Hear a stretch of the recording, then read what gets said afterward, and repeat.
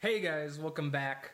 We're here for Danmachi Season 3. We've been trying to hype this thing up for quite a while. We had to wait a few months. I think we had a delay or two, but we're finally back. So we're going to be talking about the first episode of Season 3. This is jumping starting off the Xneo Arc in the books. So we're going to try to keep it spoiler-free, book-wise, for you anime-only watchers, but we'll give insight to information they've already covered. But yeah, new start of the season, new start of an arc. Michael, what did you think of the first episode so far? So, first off, we'll get some of the basic things out of the way. Art style. That's probably important information. Recap's always helpful if you don't have a great memory. So Belle is becoming more and more of a hero, as we know in the previous. We had the War Game arc, we have the Hirohime arc, and we had a war arc that we didn't really cover much in the anime, but it's fine. It's book A's, it's side stories. Was like a 3-minute background animation. Yeah, whatever. Anyway, so now Belle's back in the dungeon, and he finds something very surprising. There's a monster, and the monster is crying. And monsters don't typically do that. At least not in this universe. Do not typically do that, yes.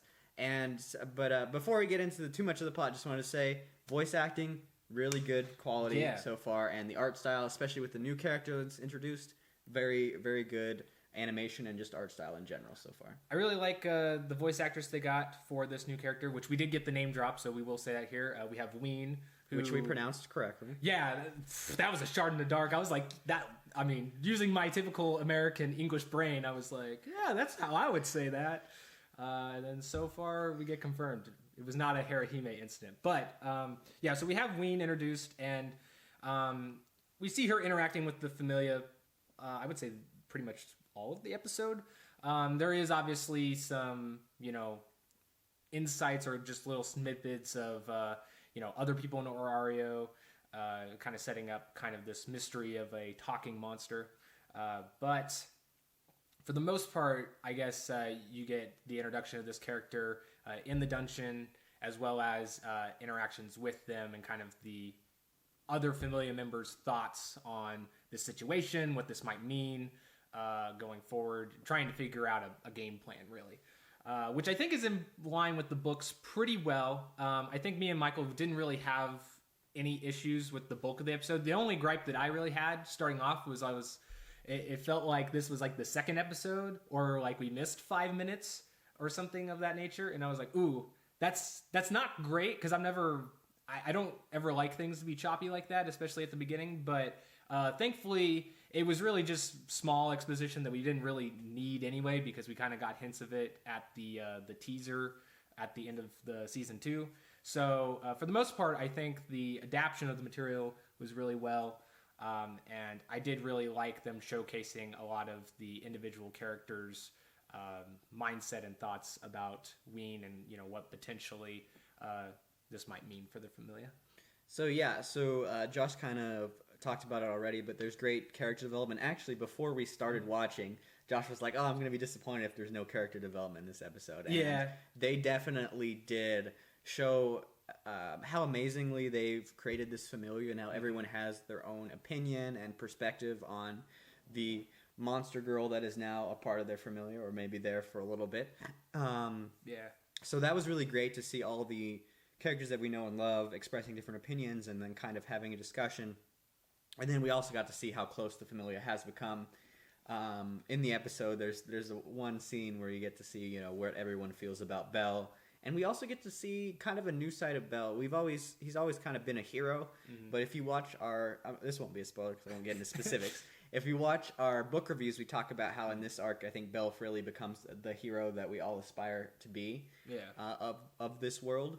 And you get to see the beginnings of that in this episode, even with an incident that happens with him getting injured. So that's really exciting.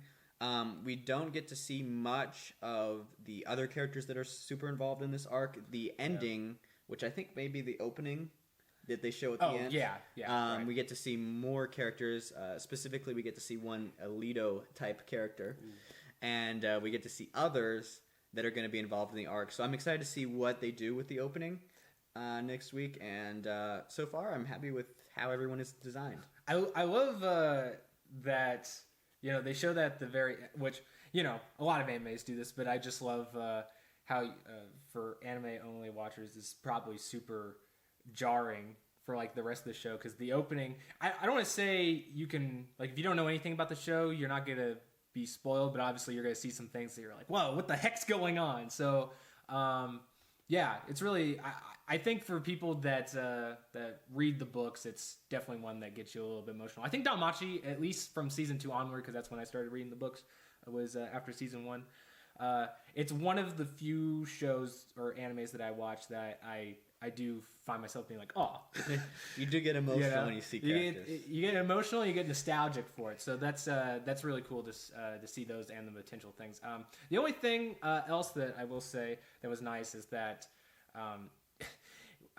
I've mentioned this before, but they do need to have a side little excerpt. It could be an OVA, I don't care, but of Haruhime, Belle, and Ween being a family is great, and I do love that they animate that a little bit in here, which is nice to see. Now, the one thing that, I don't know, I proposed this question, I think probably at the end of season 2, but I'd like to know what your thoughts of it, since we saw kind of like only a glimpse, really, since it's only the first episode. But since we kind of breeze over Book 8 material, which was, I believe, like the last 2 episodes of season 2, there was supposed to be 2 big development things for familiar characters, one of them being oh my gosh, dude, why am I blanking? Are you talking about Blacksmith God, or what are you talking about? No, wow, I'm sorry.